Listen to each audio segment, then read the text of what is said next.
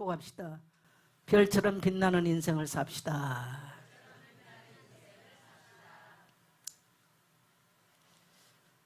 네, 한 번 더 하세요. 잘 됩니다. 성도님 아무 걱정하지 마세요.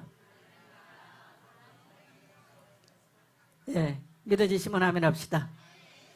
예, 지난 한 주간 우리 공동체는 다니엘서와 호세아서를 읽었습니다. 그래서 저는 오늘 이 다니엘서 마지막 부분과 호세아서 마지막 부분을 기점으로 말씀을 나누기를 원합니다. 오늘 이 말씀을 들으면서 오늘 내가 서야 될 자리, 어떻게 하는 것이 가장 별처럼 아름다운 인생을 사는가를 깨닫고 오늘 여러분이 돌아가야 될 그 자리를 찾고 여러분의 영적인 포지션이 확립되는 시간 되기를 주의 이름으로 축원합니다. 지금은 전 세계적으로 봤을 때 정말 지구의 종말의 시간이 가까웠다. 살다 올해만큼 더운 시간은 처음 만난 것 같아요. 그렇죠? 유럽은 시체를 치우지를 못해서 장례를 못하는 거예요. 너무너무 사람들이 죽어나가가지고. 일본에는 지진이 일어나서 말할 수가 없었죠. 그런데 또 지금 태풍 13호가 또 일본 오키나와 지역으로 또 덮칩니다. 중국은 지금 몇 차례 태풍을 통해서 중국 동남쪽, 그러니까 상하이, 절강성, 복건성, 광동성 이런 쪽으로 지금 다 덮쳐서 과히 말할 수가 없어요. 근데 또 태풍 13호가 초강력으로 또 중국 이제 오키나와를 지나서 또 중국 강동이나 절강성 쪽으로 또 올라갑니다. 지금 올해 그러면 벌써 세 번째예요. 이재민들이 지금 수백만씩 이재민들이 일어나고 수만 명씩 중국은 뭐 다 보도도 안 되잖아요. 그리고 우리나라도 너무 심한 폭염으로 어떤 지역은 지금 물이 거의 말라버렸고 유럽도 지금 물이 말라가지고 1차 대전 때 독일이 이제 파묻어 버렸던 다뉴브강에 이 군함들이 지금 다 드러나는 이런 일들이 납니다.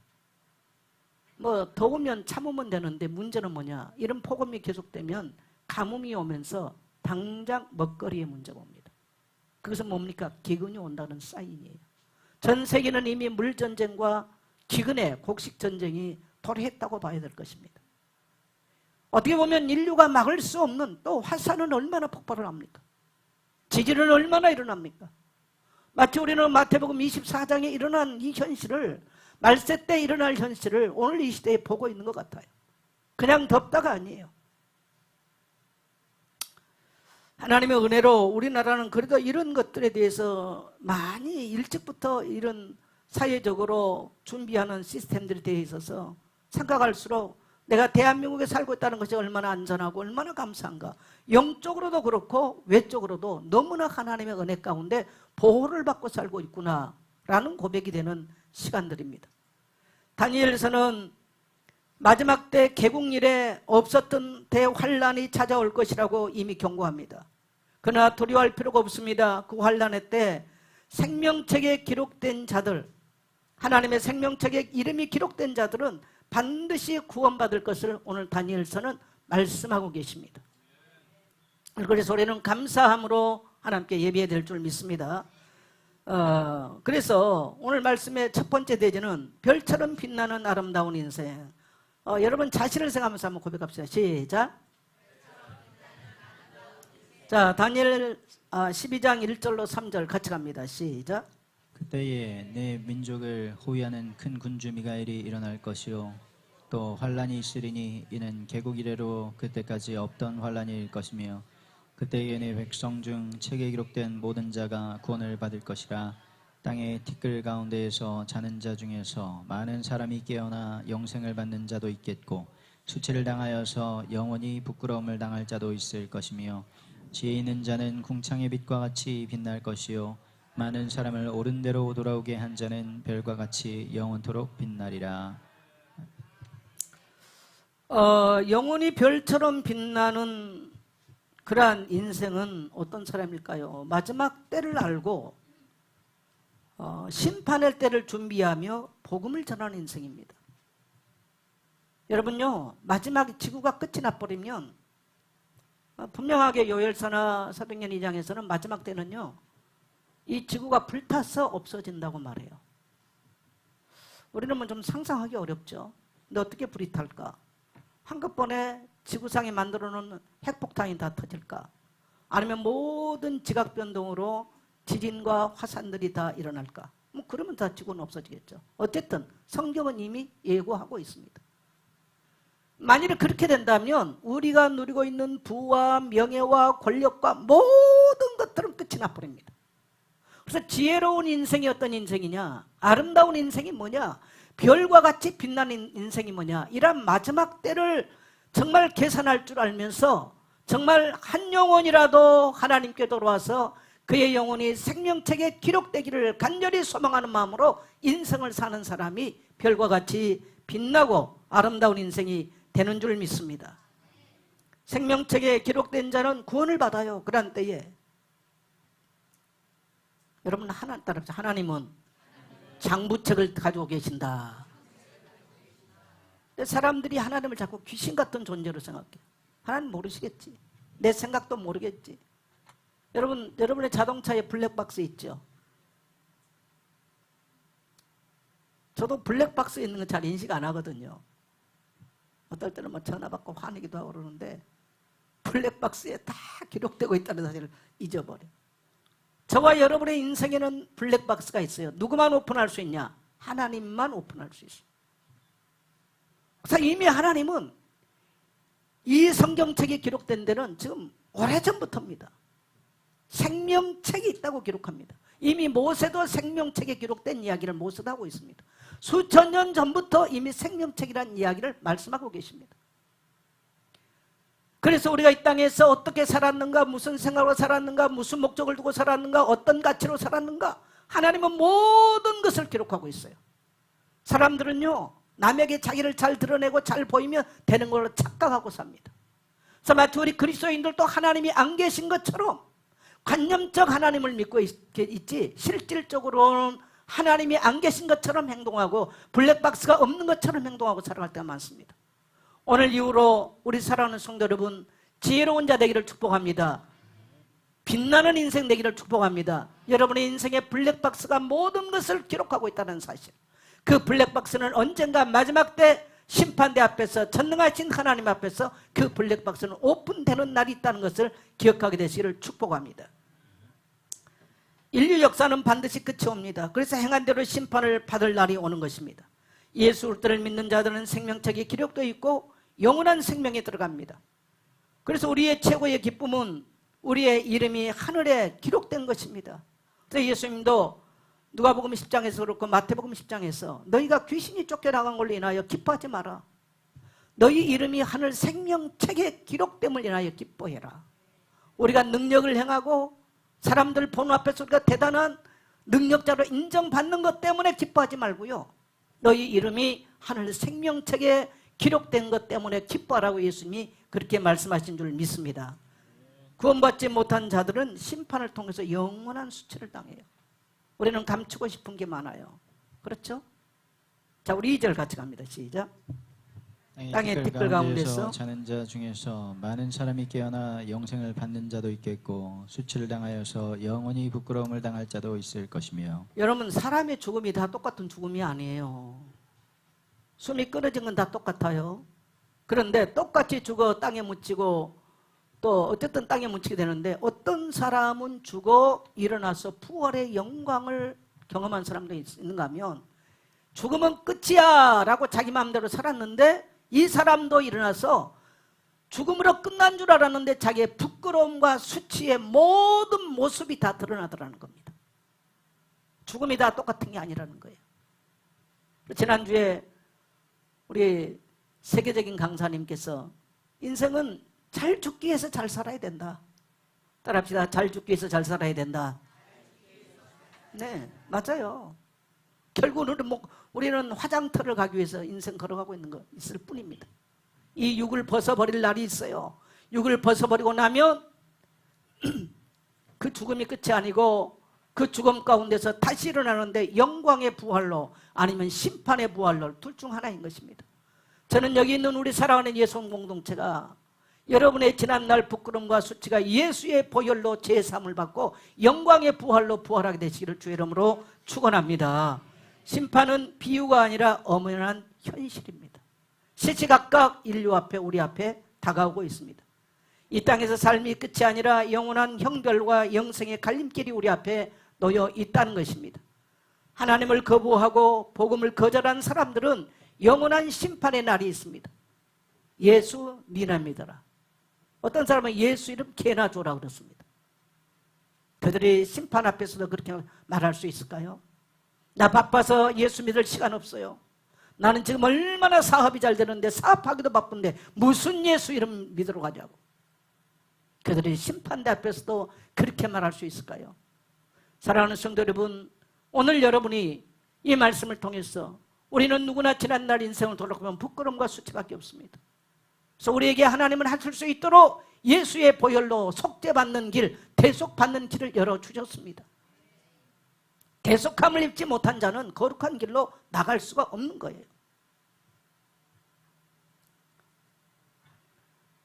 복음을 거절했다, 하나님의 말씀을 거절했다, 영원한 심판의 날이 기다리고 있습니다. 하나님은 모든 사람을 구원하기를 원해요.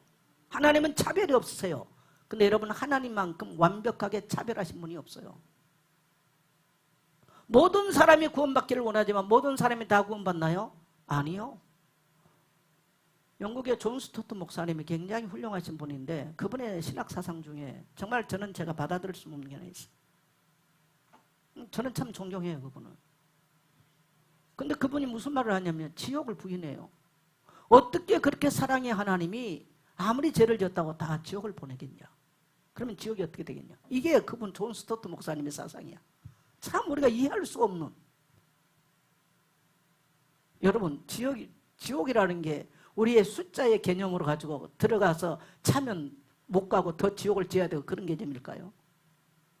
여러분요, 하나님은 모든 사람이 구원받는 전제 조건으로 예수 그리스도의 십자가를 이 땅에 허락해 세워주신 거예요. 그러나 그 선택과 결정은 누가 해요? 내가 하는 거예요. 오늘 예배 드려 갈 거냐 안 갈 거냐 내가 결정하고 내가 선택하는 거예요. 선악과를 먹을 거냐 안 먹을 거냐 누가 선택했어요? 내가 선택했어요. 사단이 선택해 준 게 아니에요. 따라서 내가 선택했다. 내가 선택했어. 그래서 내가 선택한 결과에 대해서 누가 책임지는 겁니까? 내가 지는 것입니다. 그게 하나님의 방법이에요. 하나님은 사랑이기 때문에 내가 선택해서 죄를 범해도 지옥에 안 보낸다. 존 스토트 목사님의 그런 사상은 저는으로서 맞지가 않다고 생각합니다.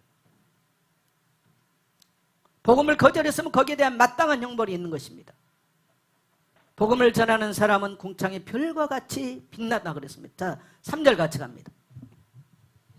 지혜는 자는 궁창의 빛과 같이 빛날 것이요 많은 사람을 옳은 대로 돌아오게 한 자는 별과 같이 영원토록 빛나리라. 제가 이 말씀을 준비하면서 제일 많이 생각난 사람이 있었습니다.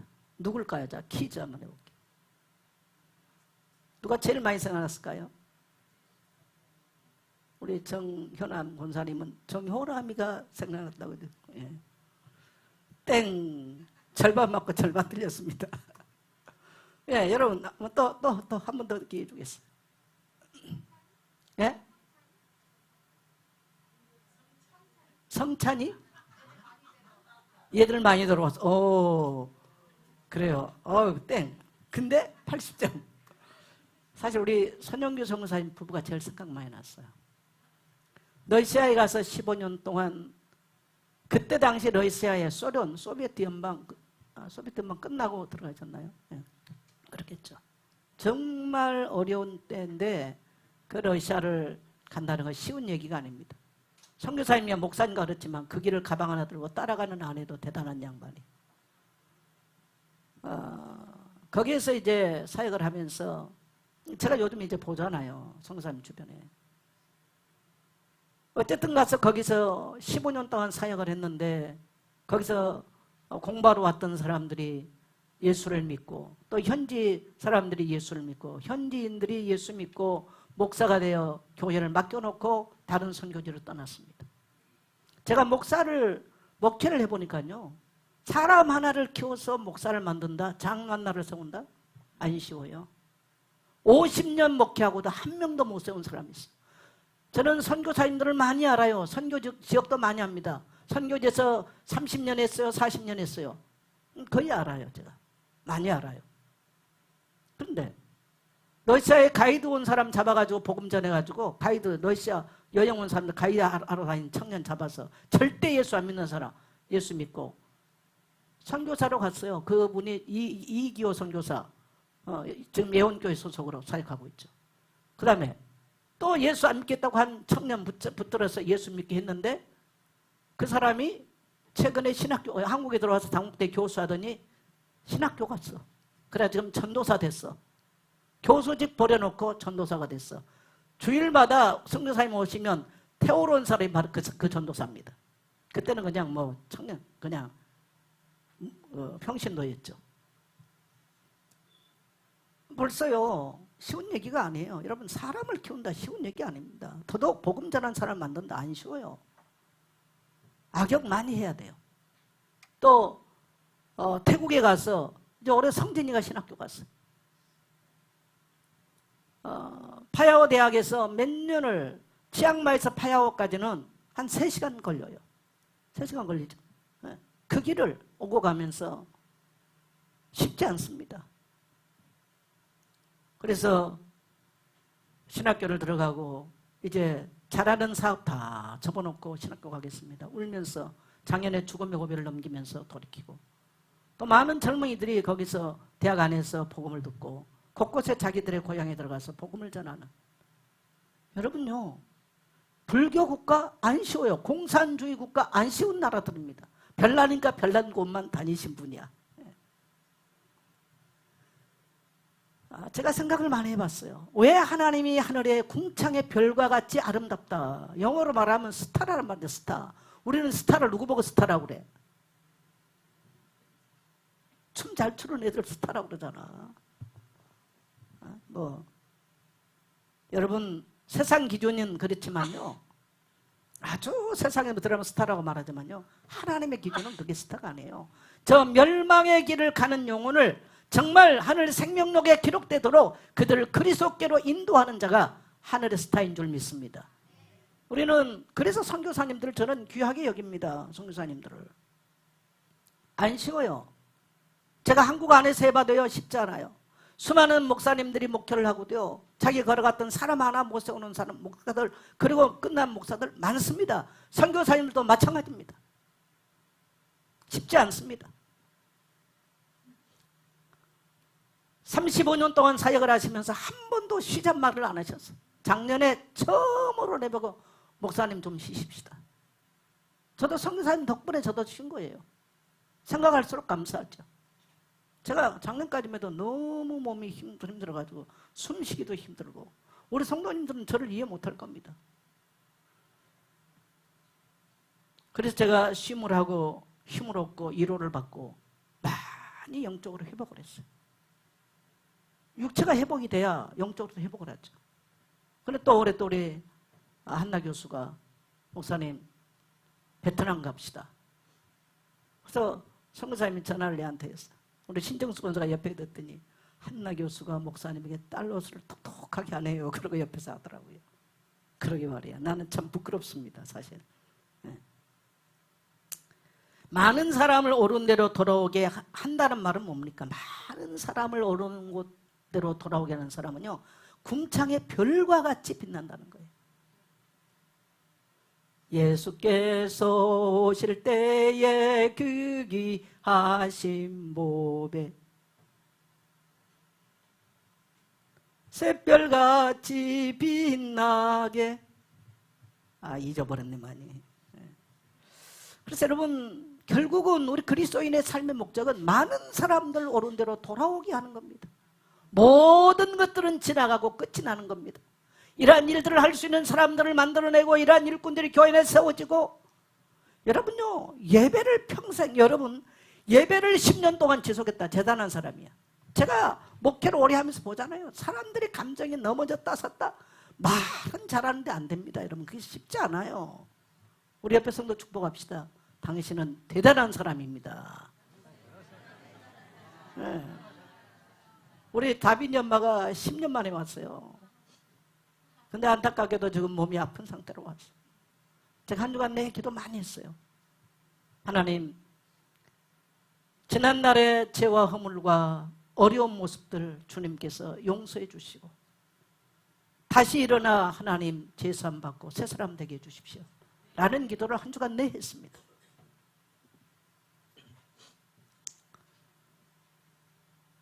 여러분요, 우리가 예배의 자리를 떠나지 않고 그 자리를 지킨다 안 쉬워.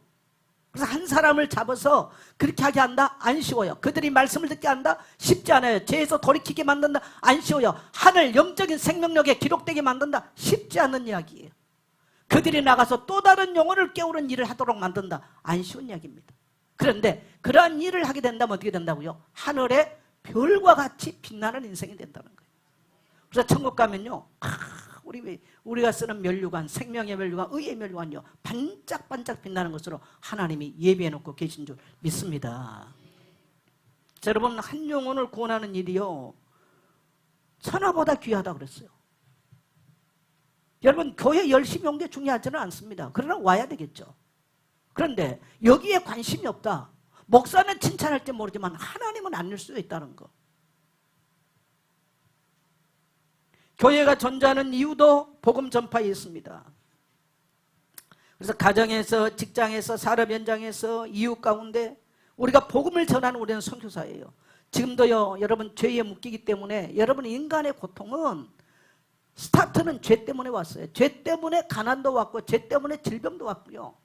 죄의 뿌리가 인간의 모든 고통을 가져왔습니다. 근데 사람의 기준은 사람의 노력과 힘으로 이 문제를 해결하려고 그래요. 그런데 근본적인 문제가 해결이 안 되면, 뿌리가 해결이 안 되면 열매가 달라지나요? 달라질 수가 없어요. 그래서 하나님은 우리에게 그리스도의 생명의 복음을 전할 것을 그렇게 간곡하게 말씀하신 줄 믿습니다. 여러분, 사도행전에서만 강력하게 전도에 대한 얘기를 하지 않아요. 지금 다니엘서는 구약의 이야기입니다. 구약의 이야기 속에도 지금 죄에 묶인 사람들, 마지막 심판을 앞두고 지금 두려움에 떠는 사람들, 실질적으로 이스라엘 백성들이 멸망을 받아서 어마어마하게 고통을 받고 메마른 뼈처럼 돼버리는 이러한 상태 속에서 지금 하나님은 다니엘에게 뭘 말씀합니까? 옳은 대로 돌이키게 만들라는 거예요. 그러면 너희들의 인생이 별과 같이 빛나게 될 것이다.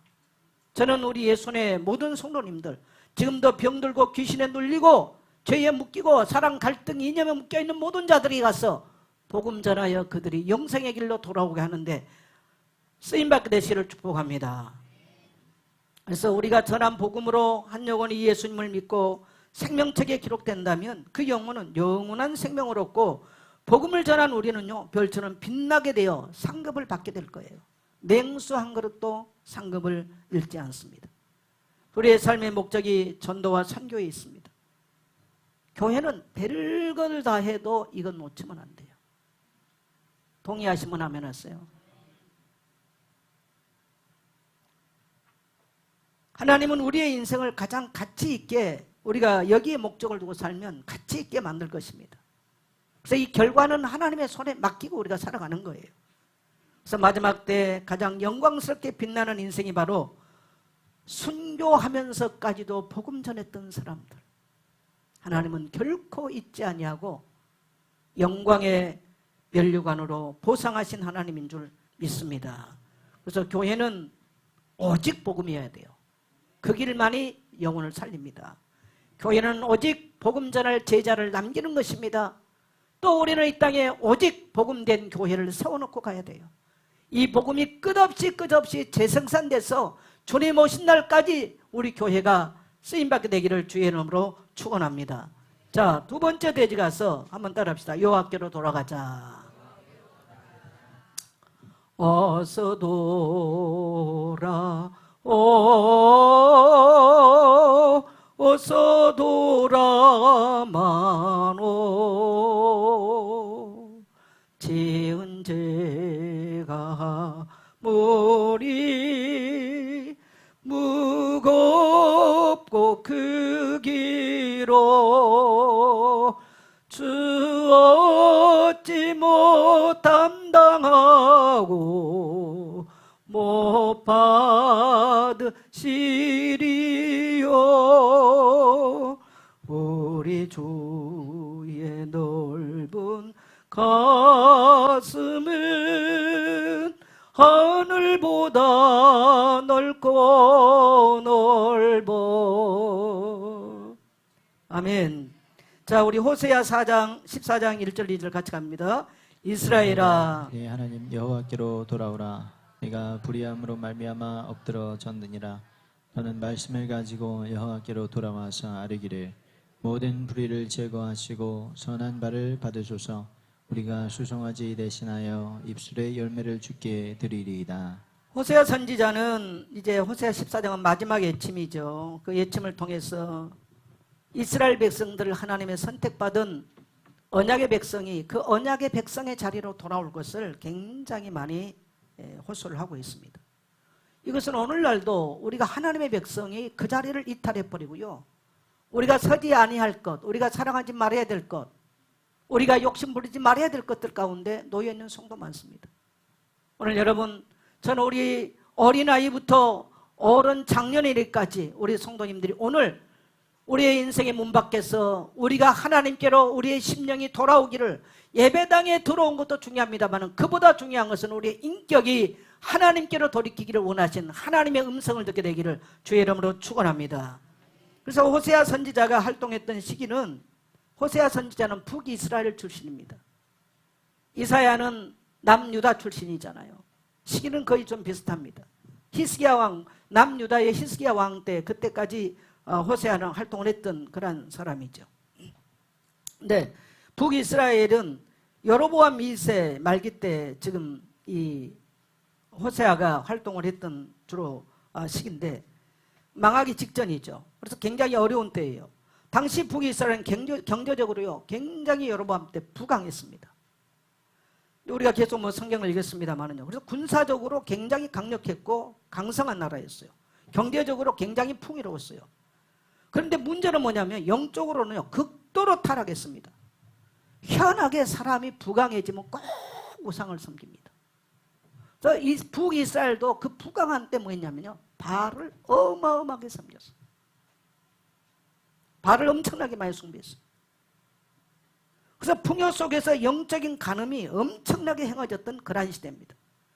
하나님은 이처럼 배역한 이스라엘 향해서 선지자 호세아의 가슴 아픈 가정의 이야기, 정말 우리가 윤리와 도덕적인 측면에서는 이 호세아 성경이 이해가 안 됩니다. 호세아 선지자 안에는 고멜이라고 하는 자는요 얼마나 방탕했는지 남자들이 손짓만 다 따라가. 그래서 임신해가지고 와요. 그리고 또 아이 낳았어. 몸도 추슬리지 않고 또 다른 남자 손짓하면 또 따라가요. 근데 하나님이 가르쳐줘요. 네 아내가 가서 또 임신했으니 돈을 주고 또 사오라는 거예요. 선 목사님, 만일에 우리 예수 선교사님이 그런다면 용서하겠어요? 암만 복음 사랑해도 못하겠죠? 질문하는 내가 이상하지. 근데 이게 몇 번입니까 이게? 그러니까 하나님은 한 민족을 깨우치게 했어요. 한 선지자를 가슴 찢어진 아픔을 경험하게 만들어요. 그 가정사 이야기를 통해서. 그것도 그냥 데리고 온 게 아니고 그 몸값을 주고 데리고 오는 거야. 하나님이 그렇게 시켜요. 누구를 위해서? 하나님을 위해서 그렇게 하라는 거죠. 뭐 호세아를 위해서 하는 것도 아니고요. 얼마나 슬픈 가슴 아픈 이야기입니까? 가슴 아픈. 이것은 뭐냐면 음란한 아내를 통해서 변함없는 하나님의 사랑을 보여주는 거예요. 우리가 영적으로 음란하고 늘 하나님을 떠나고 우리 속에는 세상 욕심, 정말 늘 하나님 말고 다른 것을 사랑하고 어루만지는 거 있거든요. 이런 우상들, 감춰둔 드라빔들이 있단 말이에요. 그래서 그것 때문에 여러분 반드시 심판받는다는 걸 아셔야 됩니다. 우리는 죄를 너무 간과해요. 괜찮을 거라고. 예수 믿으니까 안 괜찮다. 자, 여러분, 제가 이 성경을 읽으면서 많이 생각난 게 있었어요. 제가 옛날에 부교육자를 할 때 학생들을 데리고 여름에 수련회, 추석 때인가 하여튼 뭔데 고3들을 다 데리고 어디를 갔어요. 수련을 해버렸어요. 학교에서 난리가 났어요. 그래가지고 막 부모들이 아이들이 교회 간 것도 마땅치 않은데 학교 가야 될 애들이 전부 다 수련회가 없어졌어. 뭐 전화들 오고 난리 났어. 그래서 제가 다 불려다녔어요. 근데 아이들 집을 뚝 좋으니까요. 딱 느끼는 집이 한 집 있었어요. 한 집을 가니까 엄마가요. 감정 변화가 없어. 표정이. 가니까 차도 줘. 아무 아이에게 책망도 없고 나무람도 없고 내한테 항의도 없고. 다른 집 가니까 다 항의했어요. 항의는 오히려 예수님을 영접하고 전도했거든요. 근데 이 엄마는 아무 감정 변화가 없어. 나중에 알았어요. 친엄마가 아니라는 사실을. 내가 봐도 이상했어. 제가 이름 대면 다 알아요, 여러분이. 나는 친부모는 반드시 자기 자녀가 맞다면 징계를 한다고 맞습니다. 잘못된 자녀 그냥 놔둬? 그건 틀린 거예요. 어려서 잘못 행동하는데 가만 놔둔 부모는 자식 사랑하지 않는 거예요. 친부모가 아닌 사람은 왜? 감정 소모할 필요 없어. 안 해. 가만 놔두는 거죠. 나빠서가 아니에요, 그게. 여러분, 하나님이 언약의 백성, 너는 나의 하나님, 언약이 뭡니까? 나는 너의 하나님이 될 것이고 너는 나의 백성이 될 것이고, 이게 언약의 내용이거든요. 나의 백성, 나의 하나님, 나의 자녀가 된다면 잘못했을 때 어떻게 됩니까? 하나님이 심판하고 징계하는 게 맞아요. 우리가 하나님의 백성이 맞다면, 우리가 죄를 범하면 하나님은 징계하고 심판하는 게 맞습니다. 아멘. 그 이스라엘 백성들이. 근데 중요한 것은 뭐냐면요. 하나님의 마음은, 하나님의 사랑에는 징계를 하든 심판을 하든 하나님의 사랑에는 변화가 없다라는 겁니다. 따라합시다. 하나님의 사랑은 변화가 없습니다. 값을 주고 다시 찾아오는 끝없는 사랑을 지금 보여주는 거예요. 값을 주고 사요. 그래서 호세아는 은을 달아주고 밀을 달아줬습니다. 그런데 하나님은 우리에게 뭘 주셨어요? 그의 아들을 십자가에서 피 흘려 죽임으로 우리에게 대속물을 주신 거예요. 그것은 하나님의 최고의 끝없는 사랑과 용서를 우리에게 보여주신 것입니다. 그래서 하나님은 이 시대에도 우리가 어떤 죄를 범했다 할지라도 오라 너희 죄가 주홍같이 붉을지라도 나와서 나와 변론하자. 너희 죄가 양털과 같이 희어지리라. 중요한 건 뭐냐면 우리가 회개하고 돌이키는 것입니다. 그 하나님의 사랑을 믿고 돌이켰을 때 하나님은 우리를 어루만지시고 우리를 용서하시고 우리를 싸매 주시고 회복시키시는 좋으신 하나님인 줄 믿습니다. 그래서 하나님은 우리의 죄의 대가를 위해서 그의 아들을 대속물로 줬습니다. 여러분, 누가 아무리 사람을 사랑한다고 아들을 죽여서 대속물을 주겠습니까? 대속해 주겠어요. 근데 우리 한국 교회 사회는요, 정말 빛나는 분이 계십니다. 누굽니까? 손영원 목사님. 자기 아들을 죽인 자를 용서하고 아들 삼았어요. 그게 손영원 목사님이세요. 그래서 순천에 가면 손영원 목사님 묘가 있지 않습니까? 제가 젊은 날 많이 다녔어요. 제가 선교사님들하고 가끔 한 번씩 갔잖아요. 제 신앙에 뭔가 해해지고 나태해질 때마다.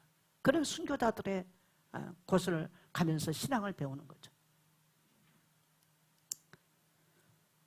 여러분, 우리는 하나님을 두려운 존재가 아니라 하나님은 우리의 아버지세요. 그래서 언제든지 우리 죄악을 토해낼 때, 고백하고 돌아올 때 하나님은 우리를 용서하시고 사랑하신 줄 믿습니다. 그래서 십자가는 하나님의 사랑의 증표로서 우리에게 주신 겁니다. 고백합시다. 십자가는 하나님의 사랑의 증표입니다. 두 번째는 여호와를 아는 지식이 없으면 망합니다. 호세아 4장 6절 같이 갑니다. 시작. 내 백성이 지식이 없으므로 망하는도다. 네가 지식을 버렸으니 나도 너를 버려 내 제사장이 되지 못하게 할 것이요 네가 네 하나님의 율법을 잊었으니 나도 네 자녀들을 잊어버리리라. 여러분, 왜 망했냐? 인생이 왜 망했냐? 왜 망했어요? 여호와는 지식이 없어 망했어요. 여러분, 하나님을 아는 지식이 없으면 망하는 거예요. 성경은 명확하게 말합니다. 하나님을 아는 지식이 없으면 인생의 방향이 틀린 대로 가고 있어요. 그래서 망하는 거예요. 그래서 하나님이 우리의 창조주가 맞다면, 여러분, 우리가 창조주, 창세기 1장 1절 딱 피면 뭐가 나옵니까? 하나님이 창조주라는 게 나와. 하나님이 우리를 만드신 창조주가 맞다면 우리는 이 땅에 살 동안에 힘써 누구를 알아야 됩니까? 하나님 알아야 돼요. 그분이 생명의 근원이시고 그분이 만복의 근원이십니다. 우리의 생명의 근원이시고 만복의 근원 되신 하나님을 대충 알아. 주일 교회 한번 와줬어요. 그걸로 땡. 예배당 들어가 줬어요. 땡.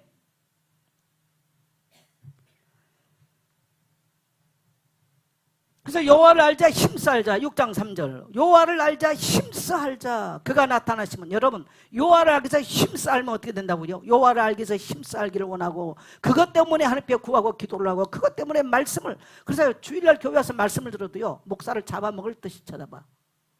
이렇게 따라합시다. 말씀은 눈으로 먹고 귀로 듣고 입으로 먹는다. 자, 눈으로 목사를 쳐다보는 거예요. 그 다음에 두 번째는 귀로 먹어. 세 번째는 입으로 아멘으로 먹어요. 그의 말씀을 먹는 방법이에요. 눈은 여기 있다. 아이 컨택이 안 된다. 일단 1차에서 실패야. 그러면 2차가 안 들어가. 그러면 3차는 이미 꺼져버려. 그래서 다 실패한 거예요. 여러분 인생에서 가장 힘써야 될 게 뭘까요? 하나님 아는 지식이에요. 그 안에 모든 지혜와 지식과 보화가 그 안에 있습니다. 그래서 하나님을 아는 지식에 우리가 열망을 하면요, 어둠을 뚫고 솟아나는 새벽 빛같이 우리에게 임하고요, 어둠이 물러가는 거예요. 가문 땅을 적시는 늦은 비같이. 그래서 모든 메마른 삶이 완전히 해갈되는 역사가 일어나는 것입니다. 하나님은 6장 6절을 보니까 나는 인애를 원하고 제사를 원치 아니하며 번제보다 하나님의 많은 것을 원한다. 여러분 하나님은 뭘 원할까요? 하나님을 아는 것을 원해요. 인애를 원치 뭡니까? 제사를 원하지 않아요. 그 말은 하나님과 인격적인 관계로 하나님 사랑하기를 원한다는 겁니다. 여러분 하나님을 사랑하십시오. 출애굽기 20장 6절에 보면 그를 사랑하는 자에게는 천대까지 은혜를 베푼다고 말씀하셨죠. 천대까지. 하나님을 떠난 죄는 반드시 심판받습니다. 오라 우리가 여호와께로 돌아가자. 여호와께서 우리를 찢으셨으나 도로 낫게 하실 것이요 우리를 치셨으나 싸매 주실 것이라. 여러분 왜 찢으셨어요? 죄를 범했기 때문에 찢은 거예요. 죄를 하나님을 떠났기 때문에, 다른 것을 섬겼기 때문에. 인생은 뭔가 잘 될 때 꼭 하나님을 떠납니다. 또 어떤 사람은 극한 고난이 오면 떠나요. 두 개 다 위험하죠. 그런데 우리가 하나님께로 마음으로부터 돌아가기 시작하면 하나님은 우리를 찢으셨으나 낫게 하실 것이고, 우리를 때리셨으나 싸매 주실 것이고, 우리를 살리실 줄 믿습니다. 오늘 이 말씀을 붙들고 여러분 하나님께로 돌아가기를 축복합니다. 하나님을 떠난 자는 반드시 징계받습니다. 징계는 심판으로 끝나는 것이 아니라 하나님의 사랑의 매입니다. 여러분 혹시 여러 가지 삶 가운데 하나님의 사랑의 매가 여러분에게 임했다면 여러분 오늘 하나님께로 돌아가게 되기를 축복합니다. 그래서 우리 하나님은 용서하십니다. 또 우리의 상처를 낫게 하시고 찢은 곳을 싸매 주시고 무너진 우리의 삶을 회복시켜 주십니다. 다섯 번째로 하나님께 돌이키는 방법에 대해서 말씀하시죠. 12장 2절 같이 갑니다. 시작.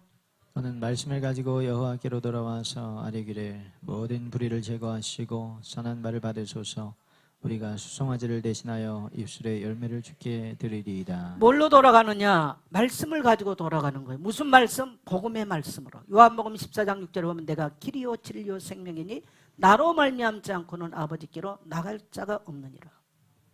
여러분 이 땅에서 인간이 하나님께 돌아가는 것은 어떤 사람도 나갈 수 없어. 왜? 죄인이기 때문에. 그런데 하나님께 나갈 수 있는 유일한 길은 예수 그리스도의 십자가가 히브리 10장 19절 20절에 보니까 새롭고 산 길을 열어주신 줄 믿습니다. 하나님께 나갈 수 있는 새로운 길, 산 길, 그의 몸을 찢으셔서 새로운 길을 열어주시고 살 길을 열어주신 줄 믿습니다. 세상 기준이 아니에요. 말씀을 붙들고 나가시기를 주의 이름으로 축원합니다. 약속의 말씀을 붙들고 나가는 거예요. 그 다음에 두 번째로 뭡니까? 입술의 열매로 돌아가는 겁니다. 여러분 한명한데 그 사람에게서 진정한 하나님 나는 죄인입니다 라고 하는 진실된 고백이 없어. 우리가 남에게 잘못하면요, 뭐 내 중심 알겠지. 왜? 뉘우쳤거든. 근데 그렇게 하면 안 돼요. 따라합시다. 내가 잘못했다. 내가 너를 속인 것에 대한 잘못, 구체적인 언어가 나와야 돼요. 언제까지? 그 사람의 마음이 용서가 될 때까지 해야 돼요. 한번 딱 했어. 내가 용서를 빌었어. 끝. 아니요. 따라합시다. 그 사람이 마음으로 받아들일 때까지. 그게 회개입니다. 그게 돌이키는 방법이에요. 그럴 때 사람하고도 진정한 화해가 일어나는 거예요. 하나님과 우리의 관계도요, 입술의 열매를 원하는 거예요. 하나님은 지금 뭡니까? 제사를 원치 않는, 숫송아지를 드리는 번제 원하지 않는다는 거예요. 하나님 나는 죄인, 따라합시다. 하나님 나는 죄인입니다. 이 진실된 고백을 원하세요. 진실된 회개를 원해요. 그 회개가 우리 심령 가운데 있을 때 우리의 심령은 정말 평안함을 얻습니다. 여러분, 음식 잘못 먹으면 어떻던가요? 속이 부글부글 끓고요, 화장실 가야 될지 말아야 될지 토해야 될지 아주 인생이 힘들어. 근데 토해내버리면 어때요? 시원해져. 이걸 시편 32번에 뭐라고 그래요? 내가 토설치 아니할 때 주의 손이 주야로 나를 누르시오므로 여름 가뭄에 마름같이 되었나이다. 토해내야 돼. 따라서 죄는 토해내야 되는 거다. 토해냈더니 그때부터 살 길이 생기는 거예요. 우리 하나님이 이루어서요, 싸매주세요, 치료해주세요, 안아주세요, 품어주신 줄 믿습니다. 저는 우리 교회 안에 이러한, 여러분이 오늘 이 예배를 드린 여러분이 이러한 회개가 오늘부터 여러분 인생에 일어나기를 축복합니다. 그러면 여러분의 인생은 살아날 것이고 회복될 것이고 치유될 줄 믿습니다. 세상이 이해할 수 없는 강물 같은 평안이 넘쳐날 것이고요, 여러분의 삶에 변화가 일어날 줄 믿습니다. 결론 맺습니다. 우리의 삶의 목적은 복음을 전도하는 것입니다. 병들고 귀신에게 눌리고 상처에 매여 있고 영적 문제에 묶인 자들에게 여러분 복음 전하십시오. 여기서만 아멘으로 끝나지 마시고요, 나는 우리 오늘 성도님들에게 심각하게 정말 그들을 위해서 금식을 하고요, 밤낮으로 찾아가 보세요. 한 번도 안 가. 교회의 존재의 목적은 복음 제자를 이 땅에 남겨놓고 가는 것입니다. 교회를 세워서 복음의 재생산이 저 열방까지 일어나기를 우리 예선교회는 소망하고 달려가야 될 줄 믿습니다. 날마다 말씀을 붙들고 입술의 열매로 하나님께 돌아가는 우리 예손의 공동체 되기를 주의 이름으로 축원합니다.